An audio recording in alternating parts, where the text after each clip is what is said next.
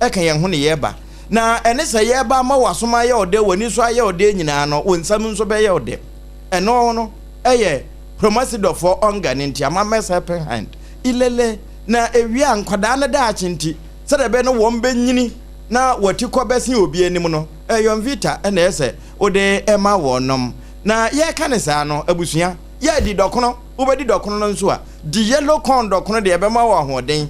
na enkodi dokono ane bo adin a uto dokono wi antiment nam ye di just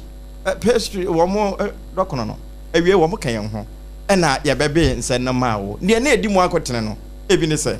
abusia ye kopiemu watoye emantam takwanhayem eho ena bicycle bi eho akwada wanya finhia no ensia enu a wo mo hwehwe no wo mo ahuno bra wo mo pon school no anope wo mo koyi a wo she plastic box bim ewo suku hwanom wa wati nananom nsiedo sara ne de esomo se sunyan enso no aprosifo ensa kamame bi a wadi mfihia no aduanan miensa na mu wo mo koto se wode ade asan ne ho Kenzuba wono ena kumase kropon no woda no wapa timamufo chawo se ngura wo moto edegu gatem no wono munyae na nsuo yira amfa won eno ne nuanom ne yebo ano edeto awo se dumie kase bo Sompa 106.5 FM Accra na efa ye nkurabata ewo kumase efa adoma nkurabata ewo ho sunwane takorade takwa tachiman ena afi nkuransa ena Kingdom